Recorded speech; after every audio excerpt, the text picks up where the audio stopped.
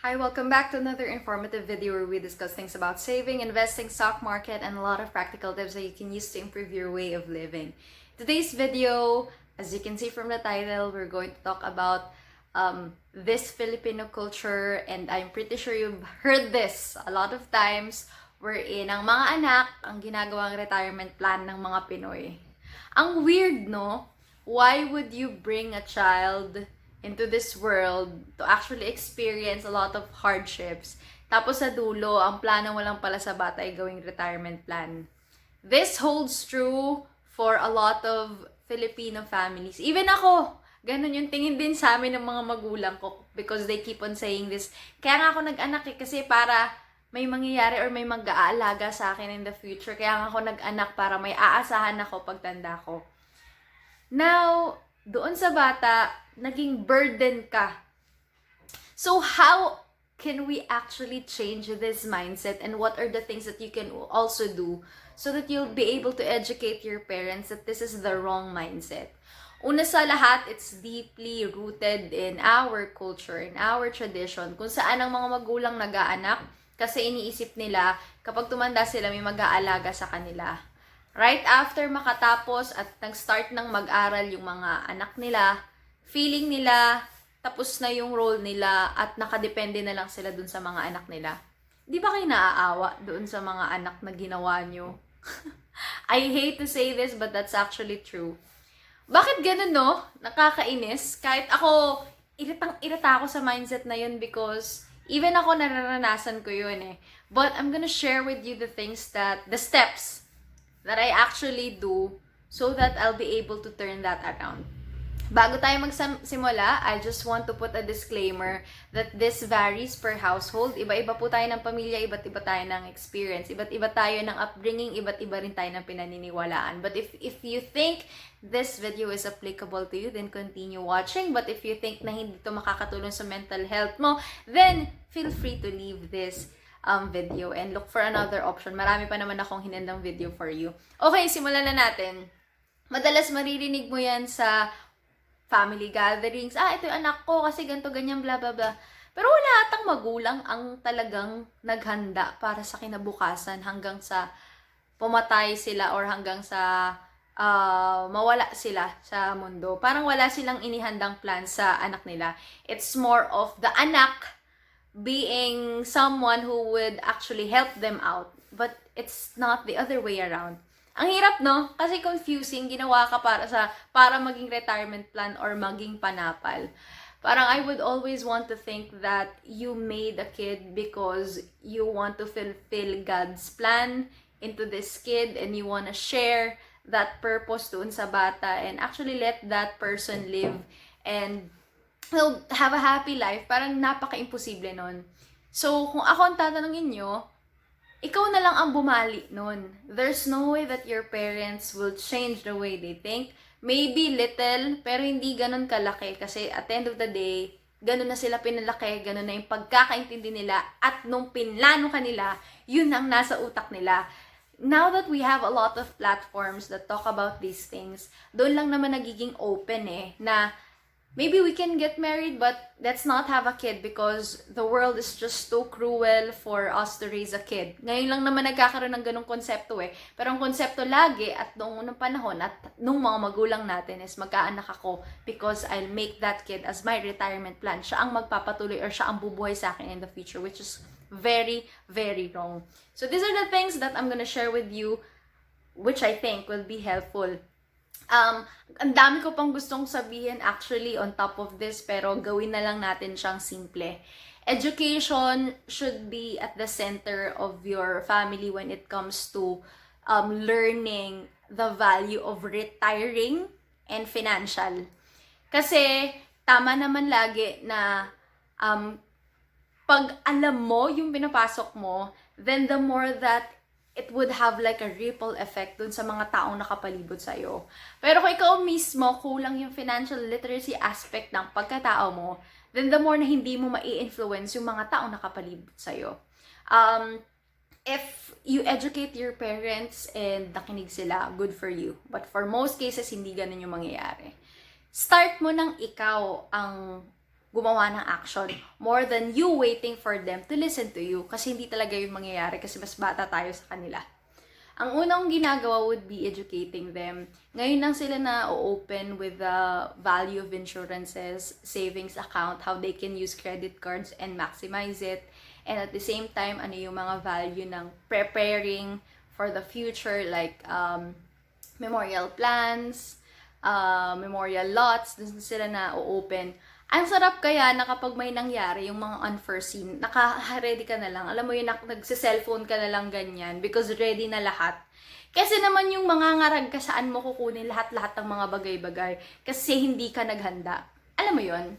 So, for me, education is really, really important. And it doesn't mean that when you educate them, you just tell them blah, blah, blah. You should take action. When you educate someone, show them proof. Show them good points na nagawa na talaga at nangyari. So that's very, very important. When I say start with insurance, hindi naman kasi sila lang ang magbe-benefit doon. More than anything else, if the person or your parents are the life insured, ikaw ang makikinabang doon kasi ikaw ang beneficiary nila, ikaw ang direct beneficiary nila. At kung ikaw naman ang nagbabayad, okay lang din. It's as if you are just paying it off kahit maliit na portion, pero pag lumaki naman at may nangyari sa kanila, ikaw din naman magbe-benefit. There are people who would comment na naiinis kasi bakit daw masaya sa makukuha. That's the value of insurance to begin with, okay? Kung hindi mo naiintindihan yun, then go back to the basics because that's what insurance is. You put a small amount of money and it doubles over time because after 5 to 10 years the market is good or okay, though it fluctuates, but still comparing it sa bank, mas malaki pa rin yung makukuha mo sa insurance. Gets? So that's the logic. Hindi yun dahil masaya, dahil pinaghandaan mo, okay? So I just wanna give emphasis on that kasi iinis talaga ako dun sa mga tao nagko-comment na ay, ang saya naman niya kasi makakakuha siya. Well, we should be happy because you are investing money for the future. You are investing money and you're looking at it positively because at the end of the day, una-unahan lang naman yan eh. I think, at the end of the day, lahat naman tayo mawawala. Pero it's just a matter of you preparing, lalo na kung may pamilya ka, lalo na kung may anak ka. And that's the value of insurance. And I hope you get my point. Naiinis ako sa nagko-comment na yan. Next, give them livelihood. Dalawa lang kami magkapatid and I'm very happy that responsible naman yung kapatid ko na isa. At nagtatrabaho naman siya. Yung bahay namin, medyo malaki siya, pero yung ino-occupy namin na space, maliit lang. My brother goes home weekly kasi doon siya nakabase sa kampo, ganyan. Pero ako lang yung nandito, lola ko, yung parents ko. So, the 70% of the house, actually 80% of the house is paupahan. Meron sa likod, meron sa taas, may pinapagawa sa third floor. And if you give your parents livelihood, you're actually sparing yourself years of problem. Imagine kung binigyan mo sila ng livelihood or tinutulungan mo sila to build that livelihood for them. Then, ano sa'yo yun? Beneficial sa'yo yun kasi hindi mo na sila iisipin. So, nung nag-retire yung mother ko, minake sure nila na mapagawa to, nagtulungan silang dalawang mag-asawa. So, meron silang 4. Roughly, they'd be receiving 15,000 to 16,000 a month from rental fees. Bahay naman nila to eh. So, kahit anong gawin nila, nakikisiksik lang din naman ako dito. Alam mo yun? So, ginawa ng kapatid ko, since he's a civil engineer, yung third floor, pinagawa niya. So, imagine, pwede niya pa yun ipa-4th floor. Pwede pa na, kung kunyari, makaluwag-luwag pa ako lalo because I'm the one doing mostly of the investments. Tapos yung kapatid ko sa livelihood kasi yun yung pinag-usapan namin. Pag pinagawa mo din yung 4th floor, so para na rin silang pensionado earning from rental fees. And if your house is big and you are not renting, kasi mostly sa Pilipinas yung mga magulang natin, hindi naman na yung nag-renta, may mga bahay naman talaga sila. Kung malaki naman sila, kung malaki naman yung lote na meron kayo, pag-ipunan nyo na, kahit isang taon, pag-ipunan nyo, paggawa nyo, madali lang naman magpagawa ng bahay, kasi lalo na kung constructed naman na talaga siya ng okay, dadagdagan nyo na lang dadagdagan. Swerte ko lang kasi yung father ko, maalam sa mga ganon, lalo pa yung kapatid ko, dagdag pa. So, imagine how much we'll be earning from the rental fees sa parents ko na yon. Outside pa dun yung mga bigay-bigay namin, at saka ako sinasagot ko yung wifi. insurances, pati yung grocery. Kapatid ko, nagbibigay siya sa parents ko, pati for bigas. So, alam mo yon, if you combine those efforts, mas okay siya. But then, this will just be applicable because we are still in our 20s. Hindi pa naman kami matanda. Pero pag nag-30s kami at nag-isip na kaming mag-settle down or gumawa ng sarili pin, that changes the game. Kasi iniipon namin, marireallocate na siya sa ibang mga bagay.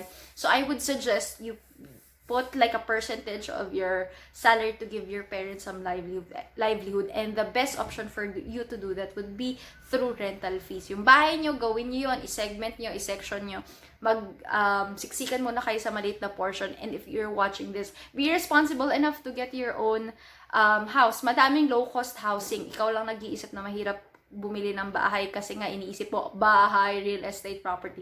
But, if you do your research, if you do your due diligence, marami pong low-cost housing na nag-offer. Marami ding option for you, like pag-ibig, para ipasok to sa amortization. So, there's a lot of option for you. If you are living with your parents, maximize that time so that you'll be able to save for yourself. But, at the back of your mind, you should also be looking at real estate properties for your own benefit in the future. Tas yung bahay na meron yung parents mo, tulungan mo sila kahit na isa or dalawa lang na rooms.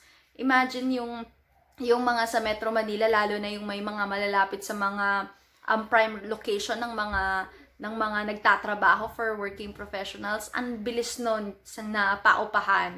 So that would be a good option for you. So yan. Lastly, educate on the value of a savings account. Kahit na isa or hanggang 2,000 yung ihuhulog nila doon, malaking value na yon. Lalo na't wala naman na silang iniisip, lalo na kung walang nag-aaral na, then the more that they can save for themselves. Yes, comparing it to other investments, maliit talaga kapag sa savings. But these people are matatanda na, so they don't have luxury to go out, lalo na pandemic, mag-aral kung anong mutual funds, anong UITF. But them opening a savings account, it's already a win-win situation for you as their kid and for them in the future. Right? So those are the things. May mga taong maswerte, may mga taong hindi swinerte.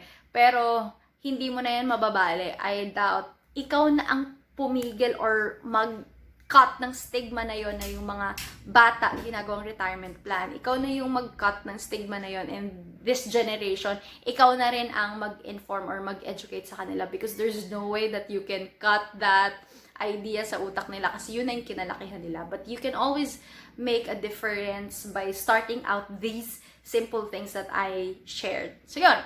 Thank you for watching. Bye.